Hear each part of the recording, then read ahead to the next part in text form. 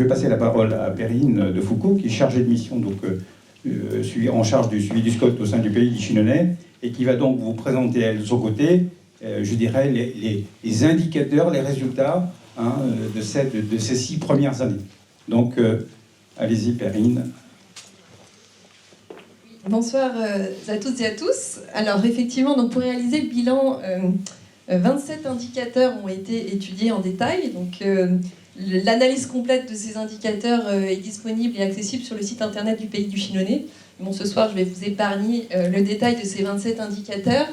Et donc, je vais essayer de vous faire une synthèse des enseignements principaux tirés de ce travail. Alors, peut-être, pour commencer, je voudrais revenir sur les principes... Oh là là. Il faut que je gère le micro et la souris. Donc, je voudrais revenir en fait sur les principales ambitions autour duquel s'est articulé le SCOT. Donc, vous devez les connaître. Première ambition, diversifier les activités et les emplois. Deuxième ambition, renforcer les conditions d'accueil de la population. Et troisième ambition, affirmer les ressources du pays du Chinonais. Et donc, si on essaye finalement de résumer ces 3 ambitions en un objectif central, finalement, ça revient à dire comment on concilie développement économique, développement résidentiel, tout en préservant les espaces naturels, agricoles et forestiers. Si on commence par le volet économique, globalement, le pays du Chinonais montre une vraie résistance. Entre 2014 et 2021, on voit que le territoire a connu une hausse de l'emploi. On est à plus 0,26% de hausse annuelle. Alors, c'est certes un peu moindre que sur la période précédente où on était à plus 0,58%, mais ça reste très dynamique. Si on regarde en revanche les actifs occupés, là, on constate une baisse assez notable, puisqu'on est à moins 0,26%, alors que sur la période précédente, on était à plus 0,49%. Donc ça, c'est directement lié au vieillissement de la population et donc au départ en retraite qui ne sont pas remplacés en fait par l'arrivée de jeunes actifs ou de nouveaux habitants. Et donc, ce qui donne toutefois un indice de concentration de l'emploi. Alors, je vous rappelle, l'indice de concentration de l'emploi, c'est donc le rapport entre le nombre d'emplois sur le nombre d'actifs, qui, du coup, est en progression, donc ce qui est positif, on passe de 103 à 107, et surtout, ce qu'on peut remarquer, c'est qu'il est supérieur à 100. Et ce qui signifie que, finalement, en théorie, le territoire offre plus d'emplois qu'il n'a d'actifs disponibles, donc ce qui est globalement très positif. Mais derrière, finalement,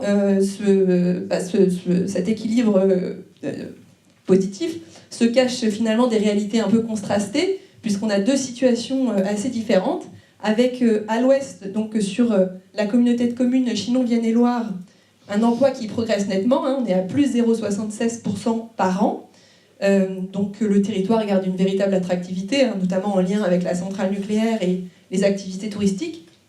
On a un indice de concentration de l'emploi qui est à 145, qui est une situation qui est quand même assez rare à l'échelle régionale. On note toutefois quand même une diminution du nombre des actifs occupés qui peut illustrer une certaine difficulté du territoire à attirer de nouveaux habitants pour répondre aux besoins. Côté Touraine-Val-de-Vienne, donc on a une situation qui est un peu inverse, puisqu'on a de l'emploi qui baisse, des actifs occupés qui baissent également, donc un indice de concentration de l'emploi qui est également en recul, et surtout qui est de 70, donc là inférieur à 100, donc ce qui veut dire qu'on a un territoire qui est quand même dépendant des territoires voisins pour ce qui est de l'emploi.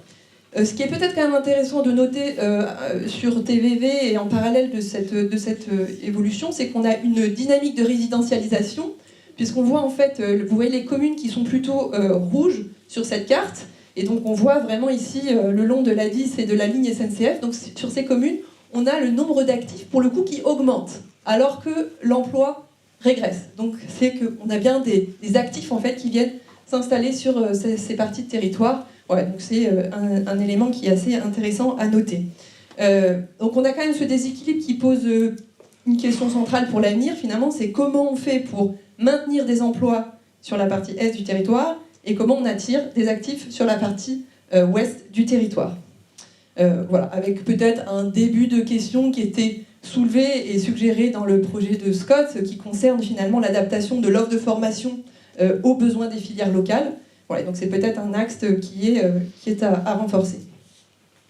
Sur la partie démographique, donc le Scott a été construit sur la base d'un scénario de croissance démographique très ambitieux, puisqu'il tablait sur une croissance annuelle de plus 0,35% par an. La réalité, c'est qu'entre 2014 et 2021, la population a diminué de 831 habitants, donc ce qui se traduit par une baisse de moins 0,24% par an. Alors l'évolution démographique, qu'est-ce que c'est ? C'est la somme finalement du solde naturel. Le solde naturel, c'est l'écart entre les naissances et les décès, et le solde migratoire, qui est lui l'écart entre les arrivées et les départs. Si on regarde le solde naturel, il est très négatif, puisqu'on est à moins 0,37%. Et là encore, c'est lié au vieillissement accru de la population. Si on regarde en revanche le solde migratoire, donc lui, il reste positif, hein, on est à plus 0,13%, mais on voit qu'il est positif certes, mais insuffisamment pour compenser finalement les décès et les départs. Si on regarde un petit peu plus précisément les migrations, donc vous avez sur cette carte les migrations résidentielles entre 2020 et 2021 sur le territoire entre intercommunalités, et on voit finalement que le territoire reste attractif, notamment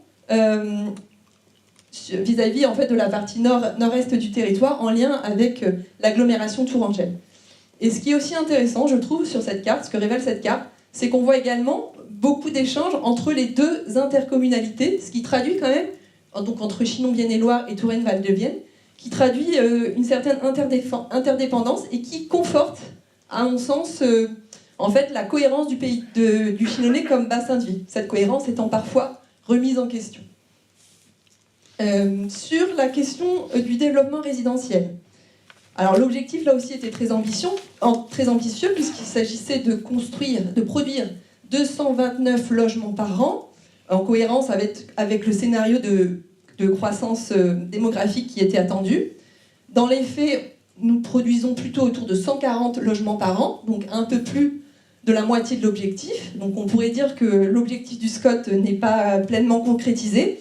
Mais finalement, on a des résultats qui sont globalement cohérents avec ce qu'on vient de dire, puisque comme on a une croissance démographique qui est moindre, c'est pas complètement aberrant d'avoir une construction moindre. On peut noter aussi que la construction neuve est principalement concentrée sur Chinon-Bienne-et-Loire, puisque vous voyez en fait que côté Chinon-Bienne-et-Loire, l'objectif est rempli à 89%, donc en fait l'objectif est quasiment rempli, alors qu'on n'est qu'à 37% sur Touraine-Val-de-Vienne. Et donc, ce qui peut-être traduit une difficulté d'une partie de ce territoire à attirer les investisseurs, ou tout simplement aussi, peut-être que la pression sur le logement est moindre en lien avec la perte de population et la baisse de l'emploi. Voilà. Et alors, ce qu'on peut noter aussi, c'est que le Scott prévoyait un équilibre en fait, sur la production de logements entre les deux intercommunalités, avec même un peu plus de logements à produire côté Tourelle-Val-de-Vienne, avec 54%. Et 46%, donc peut-être que les dynamiques constatées peuvent amener à réinterroger cette répartition. Donc là, on a parlé du volume, mais peut-être que l'essentiel est ailleurs, et c'est plutôt aussi la nature de l'offre, puisque, alors là, pour le coup, aussi, une étude côté Chinon-Bienne-et-Loire a laissé entendre que le territoire pourrait attirer 1700 ménages supplémentaires si l'offre résidentielle était adaptée. Or, aujourd'hui, effectivement, on a une offre résidentielle qui est très spécialisée dans des typologies qui sont assez peu propices à la rotation des occupants. On a principalement des maisons, des grands logements de plus de 4 pièces, on a une part du locatif qui est très faible, et donc tout ça est un frein en fait à l'accueil de nouveaux arrivants, au rajeunissement de la population, et puis on a des logements qui ne sont pas toujours adaptés aux besoins des seniors. Enfin, un point positif, c'est qu'on a vraiment fait un effort de remobilisation du parc vacant, avec du coup 35 logements par an qui sont remis sur le marché pour un objectif de 32. Donc ça qui est un effort à poursuivre. Sur la consommation foncière. Alors, je voudrais juste qu'on s'arrête un instant sur l'objectif de réduction qui est prévu dans le Scott. puisque le SCOT prévoit un objectif de 32 hectares par an. En fait, c'est 574 hectares sur 18 ans, et donc qui en fait est identique à la consommation constatée sur la décennie précédente. Donc on pourrait poser la question, mais où est l'effort de réduction de la consommation portée par le SCOT?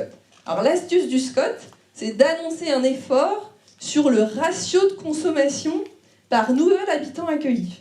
Donc comme le SCOT envisage l'accueil de 3700 nouveaux habitants sur la durée du SCOT, finalement, ramené au nombre d'habitants accueillis, ça fait une consommation de 87 mètres carrés par an par nouvel habitant. Alors que sur la précédente période, on était à 446 mètres carrés par an et par nouvel habitant, ce qui permet d'annoncer une baisse de 80% de la consommation d'espace. Bon, en réalité, la réalité est tout autre, puisqu'en fait, entre 2014 et 2021, le territoire a consommé 36 hectares et a perdu des habitants. Donc l'objectif SCOT n'est atteint ni en valeur absolue, ni en ratio, et on a même augmenté notre consommation d'espace alors que le territoire a perdu des habitants. La consommation pour l'habitat est particulièrement importante, puisqu'on est à 26 hectares par an, pour un objectif de 22, et en revanche, sur l'activité économique, c'est plutôt maîtrisé grâce à la bonne gestion du maillage des zones d'activité. Alors, ce qu'il faut surtout aussi peut-être noter, c'est que le rythme actuel est incompatible avec les objectifs de la loi climat et résilience, notamment donc le fameux zéro artificialisation nette, et donc il est quand même assez important de construire rapidement une stratégie permettant d'infléchir la dynamique actuelle. Sur la mobilité et le commerce, donc il reste deux leviers essentiels pour la qualité de vie. Donc sur le plan de la mobilité, on a des avancées très concrètes, avec côté Chinon-Vienne-et-Loire qui a pris la compétence autorité organisatrice des transports, avec l'ouverture de nouveaux services, une nouvelle ligne 1 du transport à la demande, un schéma directeur cyclable. Côté Touraine-Val de Vienne, donc là la compétence est restée régionale, mais une étude a été lancée, une étude mobilité a été lancée, et un programme d'action devrait prochainement aboutir. Donc on a également sur le territoire le projet de service express régional métropolitain qui va offrir qui offre des perspectives prometteuses. Et peut-être un point de vigilance, ce qu'on constate, c'est que la densification autour des gares et des pôles multimodaux est encore faible. Alors on sait que c'est un levier clé pour réduire les déplacements contraints et limiter l'étalement urbain.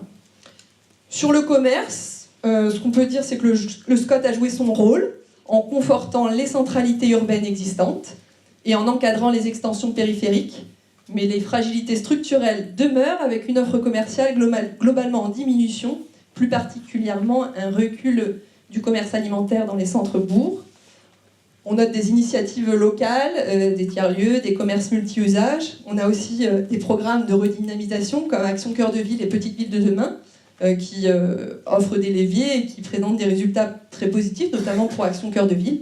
Et donc les efforts sur ces questions-là doivent être poursuivis. Sur les questions environnementales, alors le SCOT traite ces enjeux environnementaux de façon assez transversale. Et donc on peut noter plusieurs avancées. Notamment, on peut noter que des stratégies climat, énergie ont été déployées au travers des PCAET dans les deux intercommunalités. Alors c'est des stratégies qui sont cohérentes en fait à l'échelle du pays. Mais il manque aujourd'hui un dispositif de suivi commun, parce qu'on a bien deux feuilles de route cohérentes entre elles, mais voilà, on n'a pas aujourd'hui de suivi commun, d'indicateurs communs qui permettent finalement de pouvoir analyser la bonne réalisation de ces PCAET. On a également des actions importantes qui ont été lancées et réalisées pour protéger la ressource en eau et la restauration des milieux aquatiques, notamment au travers des contrats territoriaux portés par les syndicats de rivière. Donc on a des premiers résultats qui sont encourageants, même si pour le moment les pollutions ne diminuent pas encore et qu'on n'a pas encore des masses d'eau en bon état écologique, mais voilà, on a quand même des résultats très positifs et encourageants. Sur les énergies renouvelables, elles progressent aussi, notamment le photovoltaïque, les bioénergies. On a peut-être encore quand même la filière bois-énergie qui reste à structurer, sachant qu'il s'agit d'une ressource locale qui est importante et sous-exploitée. Sur l'agriculture, les démarches d'accompagnement vers une agriculture plus durable, on progresse, mais trop lentement. Et donc le développement aussi d'une alimentation locale reste un enjeu majeur. Sur la biodiversité, alors les prescriptions du SCOT relatives à la protection des nombreux réservoirs de biodiversité, vous savez qu'on a beaucoup de zones Natura 2000, des INEF, des réserves naturelles. On a aussi du coup une trame verte et bleue, donc tout ça a bien été intégré dans les différents PLUI. On a aussi des actions, des programmes d'action de plantation, il y a des nouveaux espaces naturels sensibles qui ont été créés, il y a les travaux de restauration du marais de Taligny, donc tout ça va dans le bon sens, mais voilà, on a noté toujours, malgré tout, cette consommation d'espaces naturels agricoles qui reste préoccupante sur ce sujet-là. Et enfin, sur les inondations, on peut noter que le SCOT est assez peu disert sur cette question des inondations, alors que c'est quand même un territoire qui est particulièrement vulnérable, comme le rappellent les crues de 2024, hein, et donc le SCOT mériterait de peut-être traiter de façon plus approfondie cette question de la gestion des inondations. Voilà, et donc finalement un peu le constat, c'est que ces questions environnementales aujourd'hui sont traitées un peu de façon transversale tout au long du SCOT, mais elles mériteraient en fait ce volet environnemental mériterait d'être renforcé pour notamment accélérer le changement de trajectoire du territoire pour répondre aux différents défis dont M. Mortier a parlé en introduction. Alors pour conclure, peut-être en conclusion de ce bilan, voilà, peut-être simplement dire que le SCOT du pays du Chinonais s'est construit sur un scénario de croissance démographique ambitieux.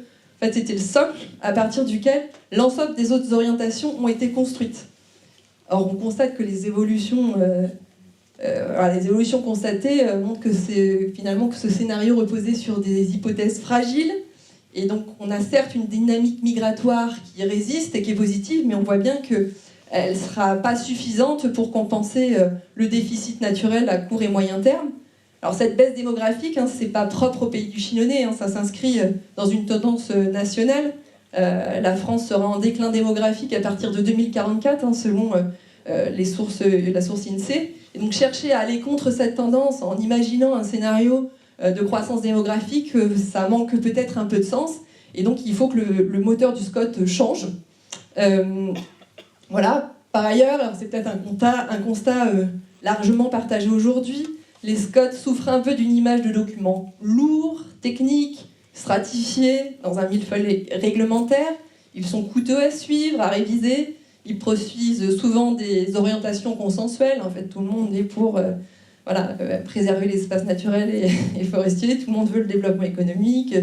Et donc c'est finalement souvent assez peu incarné en fait, dans les faits et dans un projet mobilisateur. Et donc beaucoup considèrent que le SCOT, finalement, ça ne sert pas à grand-chose et que ça ne raconte pas vraiment un projet de territoire.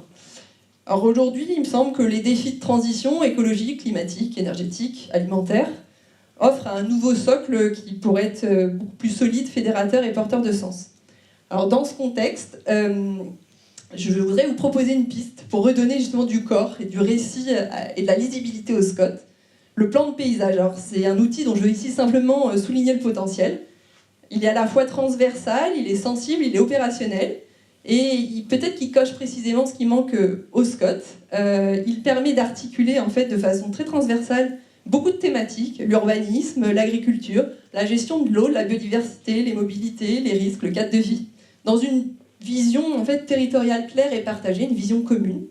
Ce qui est intéressant aussi, c'est qu'il traduit en fait, cette vision dans des intentions spatialisées et immédiates. C'est-à-dire que finalement, on peut mettre des images, des trajectoires, des projets concrets. Parce que souvent aussi, ce qu'on reproche au SCOT, c'est un peu des grandes idées, mais voilà, le fait de les spatialiser, ça rend la chose tout de suite beaucoup plus concrète. Enfin, le paysage, c'est un peu un langage commun. Tout le monde peut parler de paysage. C'est quelque chose qui est compréhensible pour les élus, les habitants, les techniciens. Et donc, c'est un vrai support de mobilisation. Et puis, accessoirement, ça pourrait rendre plus lisible la trajectoire ZAN, et plus incarnée, peut-être, et mieux comprise. Voilà, donc peut-être, c'est une piste, un plan de paysage pourrait devenir la matrice d'un nouveau SCOT, un SCOT qui retrouve sa fonction première, rassembler, orienter et mobiliser autour d'un projet clair pour l'avenir du territoire. Je vous remercie.